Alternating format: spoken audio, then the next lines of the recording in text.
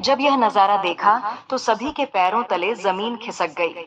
22 जनवरी प्राण प्रतिष्ठा से पूर्व अयोध्या में इतने बड़े चमत्कार का होना सभी को आश्चर्य में डाल रहा है। कुछ लोगों ने तो इसके साक्षात दर्शन भी किए हैं। जिन्होंने अपनी आंखों देखी, जो बताए उसे सुनकर आपके भी रोंगटे खड़े हो जाएंगे। तो आगे बढ़ने से पहले अगर आप एक सच्चे सनातनी हैं, प्रभु श्री राम को अपना आराध्य मानते हैं, तो इस वीडियो को लाइक करके कमेंट बॉक्स में जय श्री राम जरूर लिखें। मेरे साथियों, 22 जनवरी 2024 को रामलला अयोध्या के नए भव्य मंदिर में विराजमान होंगे और इस शुभ कार्यक्रम के लिए पूरे देश में निमंत्रण बांटा जा रहा है। शहर से लेकर गांव तक घर घर अक्षत वितरण में बच्चों से लेकर बड़े तक सहयोग कर रहे हैं। यहाँ तक कि महिलाएं भी घर घर जाकर अक्षत और श्री राम की अयोध्या की फोटो वितरण कर रही हैं।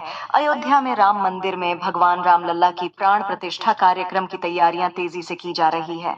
इस कार्यक्रम को बेहद भव्य बनाने के लिए कोई कसर नहीं छोड़ी जा रही है। इस बीच राम मंदिर निर्माण का कार्य भी तेजी से किया जा रहा है। मंदिर निर्माण में जो लक्ष्य लिया गया था उसमें लगभग 80% कार्य हो चुका है। 70 खंभों पर मूर्तिकारी का काम चल रहा है।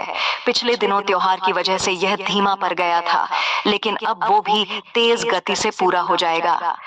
निर्माण कार्य जल्द से जल्द पूरा करने के लिए सभी मजदूर रात दिन मेहनत कर रहे हैं। लेकिन 10 जनवरी की रात कुछ ऐसा चमत्कार हुआ जिसे देखकर सभी मजदूरों के होश उड़ गए। जब रात्रि के समय सब मजदूर अपना काम निपटाकर तंबू में सो रहे थे, उसी समय अचानक से उन्हें वहां कुछ हलचल महसूस हुई। सुरेश नाम के एक मजदूर ने जब तंबू से बाहर झांक कर देखा तो उसे राम मंदिर के परिसर में कुछ अजीब सी पीली चमकती हुई चीज दिखाई दी। उसने अपने साथियों को जगाना चाहा, लेकिन कोई भी उसके साथ नहीं आया। हिम्मत करके सुरेश जब राम मंदिर परिसर में पहुंचा तो वहां का नजारा बहुत चौंकाने वाला था, क्योंकि वहां पर उसे एक बहुत ही दिव्य स्टोरी को आगे सुनने के लिए जय श्री राम बोलिए दोस्तों, और हमारे चैनल को लाइक और सब्सक्राइब करें। चमत्कार एक विमान दिखाई दिया जिसका आकार मोर के समान था, जो दिखने में काफी सुंदर और तेज से परिपूर्ण था, जो कि राम मंदिर परिसर में पिछले क्षेत्र में उतर रहा था। लेकिन उस विमान को नियंत्रित कौन कर रहा था, ये समझ नहीं आ रहा था, क्योंकि उस विमान में इतना तेज था कि सामान्य आंखों से नहीं देखा जा सकता था। लेकिन समझ में कुछ ऐसा आ रहा था मानो स्वयं साक्षात भगवान राम पुष्पक विमान के माध्यम से अयोध्या में उतर रहे हों। सुरेश ने यह चमत्कार अपनी आंखों से देखा, लेकिन अचानक से ही वह बेहोश हो गया, क्योंकि वो उसके तेज को सहन नहीं कर पा रहा था। सुरेश जब सुबह उठा तो वो उसी स्थान पर मौजूद था और उसके साथ ही मंदिर निर्माण कार्य पूरा करने के लिए जा रहे थे। और जब उसने सभी को रोक कर रात्रि की सच्चाई बताई, लेकिन सभी उसकी हंसी उड़ा रहे थे। लेकिन सुरेश मन ही मन समझ चुका था कि प्रभु श्री राम अयोध्या आ चुके हैं।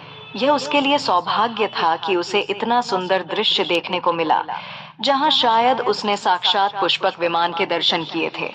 यानी कि प्राण प्रतिष्ठा से पहले अयोध्या प्रकट हुआ साक्षात पुष्पक विमान। दोस्तों, देश के अलग अलग हिस्सों में कई बार अजीब सी आकृति के विमान देखे गए हैं, जिनका संबंध कई बार तो एलियन के साथ जोड़कर भी देखा जाता है। यानी कि अयोध्या में उस रात्रि को मोर की आकृति का विमान देखना वास्तव में प्रभु श्री राम का ही कोई संदेश हो सकता है। लेकिन क्या यह विमान सचमुच में पुष्पक विमान है? लेकिन इसकी आखिर क्या गारंटी है? इसे समझने के लिए हमें पुष्पक विमान के रहस्य को अच्छे से जानना पड़ेगा। आगे हमारे YouTube चैनल सन्यासी जीके पर आपको पुष्पक विमान का रहस्य बताएंगे, जिसे समझकर आपको यकीन होगा कि अयोध्या में पुष्पक विमान का प्रकट होना कलयुग का सबसे बड़ा चमत्कार है। तो मेरे साथियों, रामायण में पुष्पक विमान का जिक्र है, जो पहले कुबेर के पास था। इसके बाद रावण ने उसे अपने सौतेले भाई कुबेर से लंका समेत बलपूर्वक हथिया लिया था। फिर रावण इसी के जरिए कहीं भी आता जाता था और रावण को हराने के बाद यह विमान श्री राम के पास आ गया।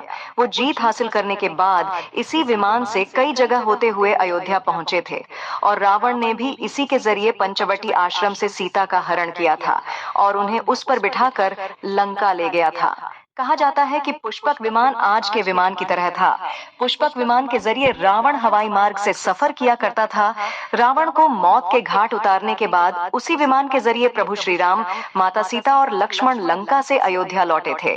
रामायण में जिस तरह से पुष्पक विमान का जिक्र मिलता है, उससे तो यही लगता है कि ये आज के हवाई जहाज की तरह था, लेकिन तकनीक के मामले में मॉडर्न एरोप्लेन से कहीं आगे था। रामायण के सुंदरकांड के 7वें अध्याय में पुष्पक विमान के बारे में जानकारी मिलती है। हमारी वीडियो पसंद आ रही हो दोस्तों तो हमारी वीडियो को लाइक और सब्सक्राइब करें। धन्यवाद। की तरह थी।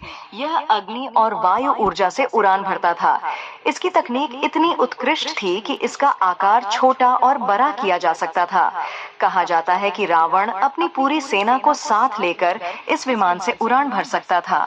पुष्पक विमान अपने चालक की इच्छा के अनुसार गति पकड़ता था और ये मन की गति से उड़ान भर सकता था।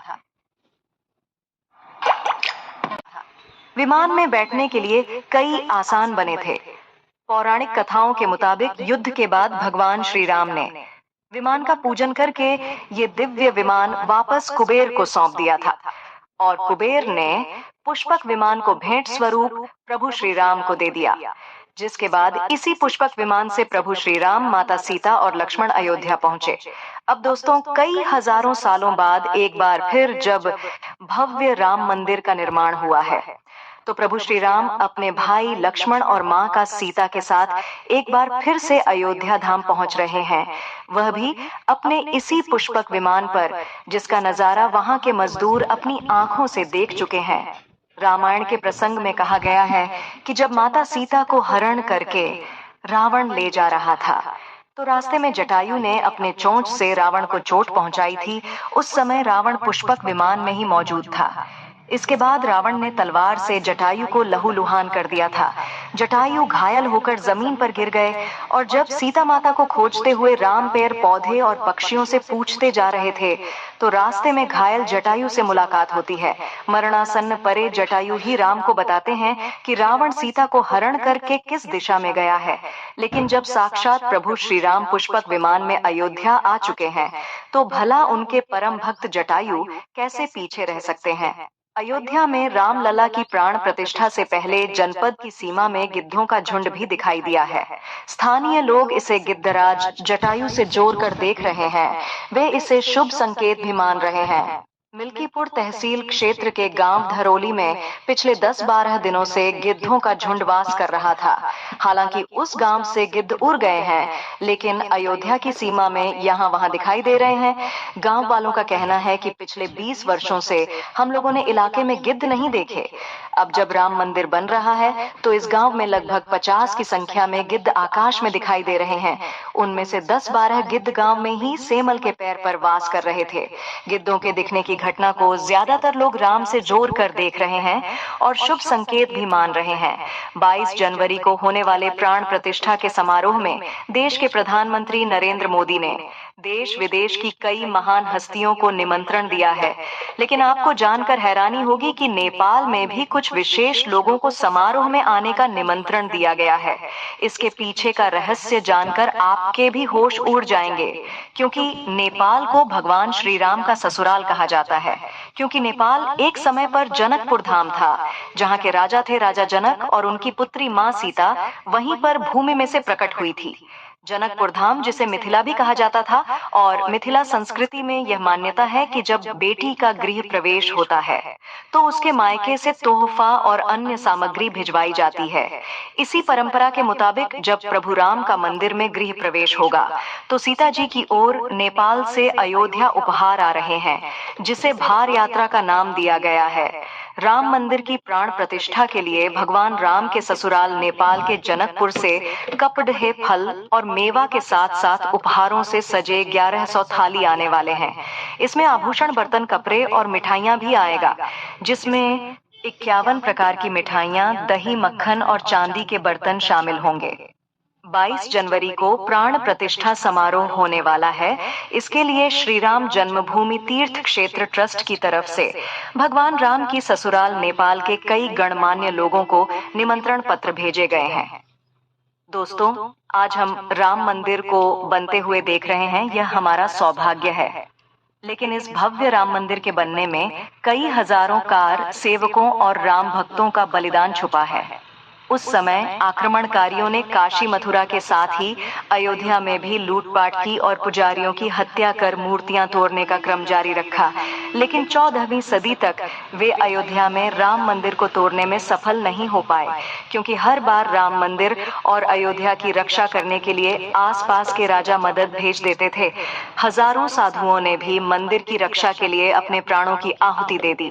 विभिन्न आक्रमणों को झेलते हुए श्री राम की जन्मभूमि पर बना भव्य मंदिर 14वीं शताब्दी तक बचा रहा। कहते हैं कि सिकंदर लोधी के शासनकाल के दौरान यहाँ भव्य मंदिर मौजूद था और 14वीं शताब्दी में हिंदुस्तान पर मुगलों का अधिकार हो गया और उसके बाद ही राम जन्मभूमि अयोध्या को नष्ट करने के लिए कई अभियान चलाए गए। 1527-28 में इस भव्य मंदिर को तोड़ दिया गया और उसकी जगह बाबरी ढांचा खड़ा किया गया। कहते हैं कि मुगल साम्राज्य के संस्थापक बाबर के एक सेनापति ने बिहार अभियान के समय अयोध्या में श्री राम के जन्म स्थान पर स्थित प्राचीन और भव्य मंदिर को तोड़कर एक मस्जिद बनवाई थी। 19 जनवरी 1885 को हिंदू महंत रघुबीर दास ने पहली बार इस मामले को फैजाबाद के न्यायाधीश हरिकिशन के सामने रखा था। इस मामले में कहा गया था कि मस्जिद की जगह पर मंदिर बनवाना चाहिए, क्योंकि वह स्थान प्रभु श्री राम का जन्म स्थान है। वर्ष 1947 में भारत सरकार ने मुसलमानों को विवादित स्थल से दूर रहने के आदेश दिए और मस्जिद के मुख्य द्वार पर ताला लगा दिया गया, जबकि हिंदू श्रद्धालुओं को एक अलग जगह से प्रवेश दिया जाता रहा।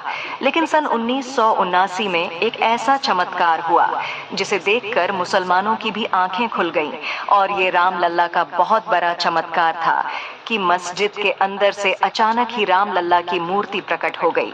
लेकिन कुछ कट्टरपंथियों का कहना था कि कुछ हिंदू दलों ने रात्रि के समय चुपके से यहाँ पर मूर्तियां रखी है। 1939 में भगवान राम की मूर्तियां मस्जिद में पाई गई मुसलमानों ने इस पर विरोध व्यक्त किया और दोनों पक्षों ने अदालत में मुकदमा दायर कर दिया। सरकार ने इस स्थल को विवादित घोषित करके ताला लगा दिया। 30 अक्टूबर 1990 को हजारों राम भक्तों ने मुख्यमंत्री मुलायम सिंह यादव द्वारा खड़ी की गई अनेक बाधाओं को पार कर अयोध्या में प्रवेश किया और विवादित ढांचे के ऊपर भगवा ध्वज फहरा दिया।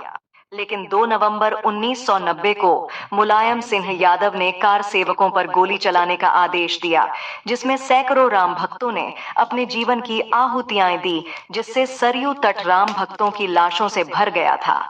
इस नरसंहार हत्याकांड के बाद अप्रैल 1991 को उत्तर प्रदेश के तत्कालीन मुख्यमंत्री मुलायम सिंह यादव को इस्तीफा देना पड़ा। उस समय कोठारी बंधुओं के बलिदान की चर्चा खूब रही। दिसंबर 1992 को जब विवादित ढांचा गिराया गया तो उस समय राज्य में कल्याण सिंह की सरकार थी। उस दिन सुबह करीब 10:30 बजे हजारों लाखों की संख्या में कार सेवक पहुंचे। दोपहर में 12 बजे के करीब कार सेवकों का एक बड़ा जत्था मस्जिद की दीवार पर चढ़ने लगता है। लाखों की भीड़ दास को संभालना सभी के लिए मुश्किल हो गया और दोपहर के 3:40 पर पहला गुंबद भीड़ ने तोड़ दिया और फिर 5 बजने में जब 5 मिनट का वक्त बाकी था, तब तक पूरे का पूरा विवादित ढांचा जमींदोज हो चुका था। भीड़ ने उसी जगह पूजा अर्चना की और रामशिला की स्थापना कर दी। मुख्यमंत्री कल्याण सिंह का साफ आदेश था कि कार सेवकों पर गोली नहीं चलेगी। इस महान कल्याण सिंह जी को हम शाश्वत प्रणाम करते हैं। मेरे साथियों, राम मंदिर को बनता हुआ देखना सौभाग्य की बात है, लेकिन जब भी हम इसके पीछे हजारों हिंदुओं का बलिदान देखते हैं तो हमारी आंखें नम हो जाती है। तो दोस्तों, इस पूरी वीडियो को देखने के बाद आक्रमणकारियों के लिए आपकी क्या विचार है, इसे कमेंट बॉक्स में जरूर बताइएगा और हमारे महान शहीदों के लिए आपकी श्रद्धांजलि नीचे कमेंट बॉक्स में जरूर दीजिएगा। कोई भी बात अच्छी लगी हो तो लाइक जरूर करें और हमेशा ऐसे सत्य चमत्कारी घटनाएं देखने के लिए हमारे चैनल को सब्सक्राइब करके बेल आइकन को प्रेस जरूर करें। हम फिर मिलते हैं आपसे एक ऐसी ही ज्ञानवर्धक वीडियो को लेकर। तब तक के लिए